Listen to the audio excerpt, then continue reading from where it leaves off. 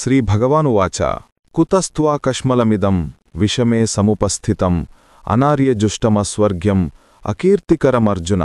శ్రీభగవానుడిక్కనెను, ప్రియమైన అర్జున, ఇలాంటి క్లిష్ట సమయంలో ఈ చిత్తభ్రాంతి ఎట్లా దాపురించింది? ఇది గౌరవనీయ వ్యక్తికి తగదు. ఇది ఉత్తమ లోకాలకు దారితీసేది కాకపోగా అపకీర్తి పాలుచేస్తుంది. శ్రీకృష్ణుడు అర్జునుడి ప్రస్తుత పరిస్థితి ఆ ఆదర్శానికి విరుద్ధంగా ఉందని తెలుసుకున్నాడు. మరియు ప్రస్తుత పరిస్థితిలో ఆదర్శవంతంగా ప్రవర్తించడం ఎలాగో తెలియని అతని అయోమయ స్థితిని సూచిస్తూ మందలిస్తున్నాడు. భగవద్గీత నిజానికి ఇక్కడి నుండే ప్రారంభమవుతోంది. ఇప్పటివరకు మౌనంగా ఉన్న శ్రీకృష్ణుడు ఇక మాట్లాడటం ప్రారంభిస్తున్నాడు. పరమాత్మ మొదట్లో అర్జునుడిలో జ్ఞాన పిపాసిని పెంపొందిస్తూ ప్రారంభిస్తున్నాడు.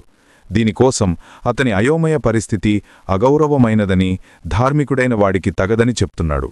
తదుపరి అర్జునుడికి తన చిత్తభ్రాంతి వలన కలిగే బాధ, అపకీర్తి, జీవితంలో వైఫల్యం మరియు ఆత్మభ్రష్టత్వం వంటి వాటిని గుర్తుచేస్తున్నాడు.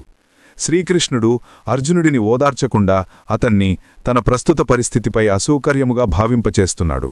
మనం అయోమయంలో ఉన్నప్పుడు అది ఆత్మ యొక్క సహజస్థితి కానందువల్ల మనకి అసౌకర్యముగా ఉంటుంది.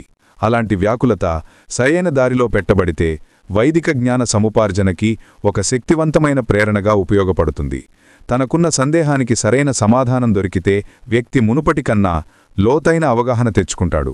ఈ విధంగా భగవంతుడు కొన్నిసార్లు ఉద్దేశపూర్వకంగా మానవుల్ని సంక్షోభానికి గురిచేసి తమ అయోమయాన్ని పోగొట్టుకోవడానికి వారిని సరైన జ్ఞానాన్ని వెతుక్కునేలా చేస్తాడు. చివరికి ఆ సందేహ నివృత్తి అయినప్పుడు ఆ వ్యక్తి ఉన్నత స్థాయి అవగాహన దశకి చేరుకుంటాడు.